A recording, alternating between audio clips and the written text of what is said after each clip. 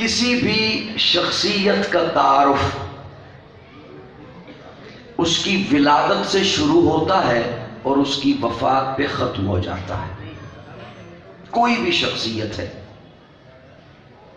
Doctor ہے، professor ہے، عالم ہے، انجینئر ہے، دانشور ہے، سیاستدان ہے، سائنسدان ہے، حافظ ہے، قاری ہے، عالم ہے، خطیب ہے، واعظ ہے، ولی ہے، صحابی ہے، کوئی بھی ہے.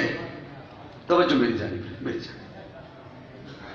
اس کی شخصیت کا تعارف، اس کی ذات کا تعارف اس کی ولادت سے شروع ہوتا ہے اور اس کی وفات پہ ختم ہو جاتا ہے. فلاں جگہ پیدا ہوا، فلاں گھرانے میں پیدا ہوا، فلاں قبیلے سے تعلق رکھتا ہے، فلاں جگہ پڑھتا رہا، فلاں جگہ پہ تنظیموں میں شمولیت اختیار کی، فلاں جگہ کاروبار کیا، فلاں جگہ پہ رشتے ناتے ہوئے، اتنی عمر میں فلاں جگہ اس کا انتقال ہو گیا، کتاب بند ہو جاتی ہے، سوانح حیات بند ہو جاتی ہے. کسی بھی شخصیت کا تعارف ولادت سے وفات تک ہے. میرا پہلا جملہ ہے، اگر مجھے پتہ چلا کہ آپ سمجھنے والے ہیں، بولنے والے ہیں، تو پھر بعد میں آگے لیے چلوں گا، ورنہ بھول جائے گی مجھے خود. کسی بھی شخصیت کا تعارف اس کی ولادت سے وفات تک ہے.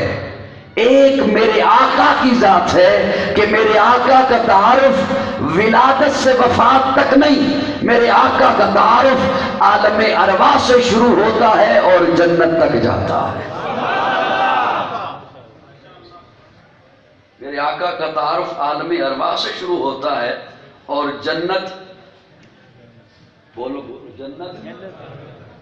مجھے انہوں نے پہلے بتا دیا تھا ہمارا مجمع بولتا نہیں، میں نے کہا چلو مجھے تو بلوائے گا نا. جنت تک جاتا ہے. یہاں جیسے ابھی ہم محفل سجا کے بیٹھے ہیں نا، جلسہ کر سجا کے بیٹھے ہیں، کانفرنس ہوئی ہے، ماڑی والوں نے کی ہے. بعض لوگ تنقید کی نگاہ سے دیکھ لیتے ہیں کہ جلسہ کی کیا ضرورت ہے. میں ذمہ داری سے جملہ عرض کر رہا ہوں، جلسہ کرنا رب کی سنت ہے. اللہ نے عالم ارواح میں 2 جلسے کیے ہیں، اللہ نے عالم ارواح میں 2 محفلیں کی ہیں. پہلے جلسے میں آپ بھی تھے، میں بھی تھا. پہلے جلسے میں اللہ نے آپ کو بھی بلایا، مجھے بھی بلایا. الست بربکم قالوا بلا، جلسہ ختم. دوسرے جلسے میں نہ آپ کو بلایا نہ مجھے بلایا، صرف نبیوں کو بلایا، صرف رسولوں کو بلایا، صرف پیغمبروں کو بلایا. وَإِذْ أَخَذَ اللَّهُ مِيثَاقَ النَّبِيِّينَ لَمَا آتَيْتُكُم مِّن كِتَابٍ وَحِكْمَةٍ ثُمَّ جَاءَكُمْ رَسُولٌ ثُمَّ جَاءَكُمْ رَسُولٌ. یہاں پہ جلسہ ہے تو مقرر ہے یا انتظامیہ ہے؟ وہ کہتے ہیں ہم آپ کو تلاوت بھی سنائیں گے، نعت بھی سنائیں گے، تقریر بھی سنائیں گے، کھانا بھی دیں گے، یہ بھی کریں گے، لیکن آپ کو یہ کرنا ہوگا.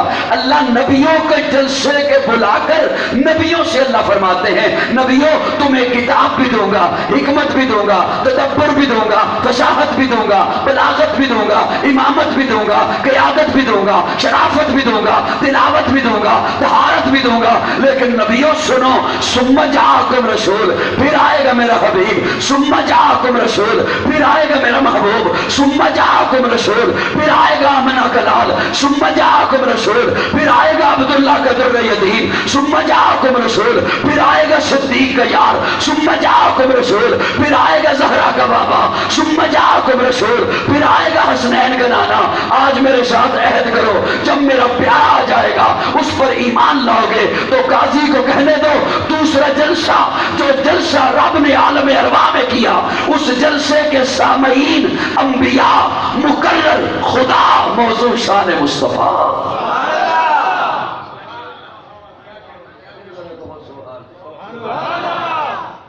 دوسرا جلسہ جو اللہ نے کیا، اللہ نے اور میں ایک جملہ عرض کروں، اللہ یہ حالات کا تقاضا ہے اور یہ جملہ آپ کے کام آئے گا، بھلے سے خاموشی سے سن لیں، پڑھے لکھے لوگ ہوتے بھی خاموش.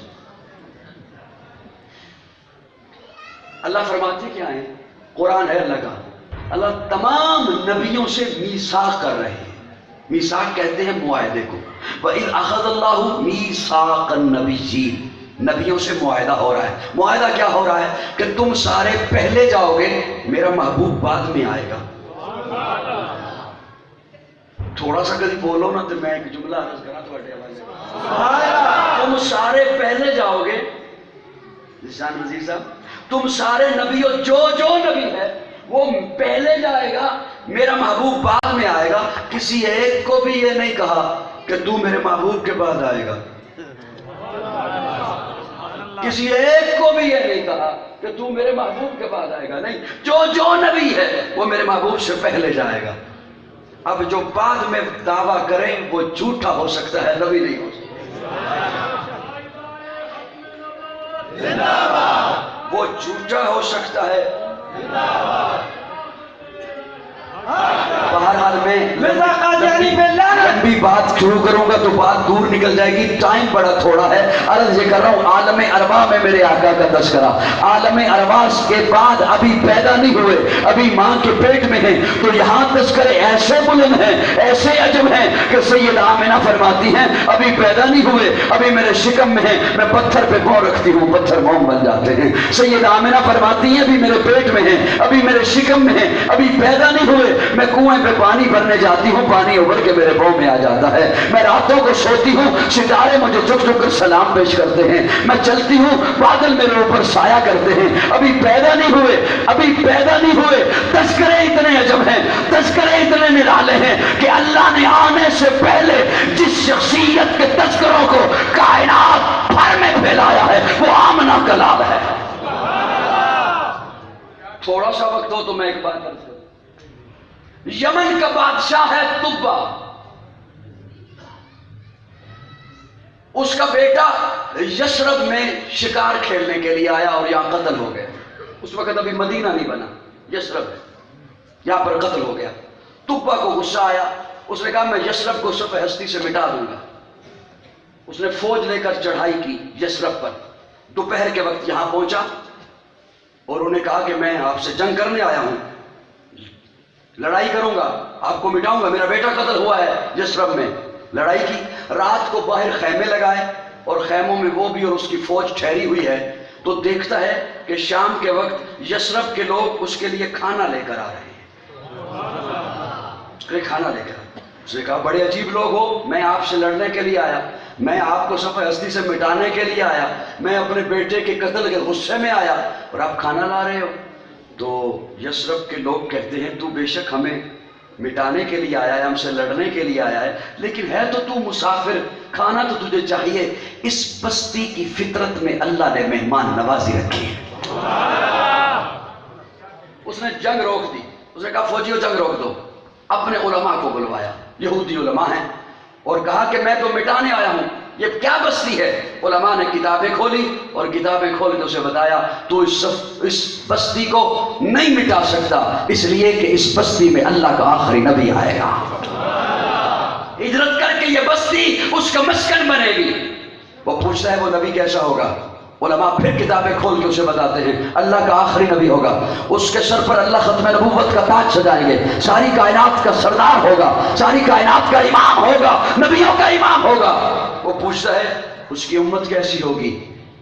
یہ جملہ سن کر اللہ کرے نہ آپ شرمندہ ہوں اور نہ میں شرمندہ ہوں. وہ پوچھتا ہے اس کی امت کیسے ہوگی؟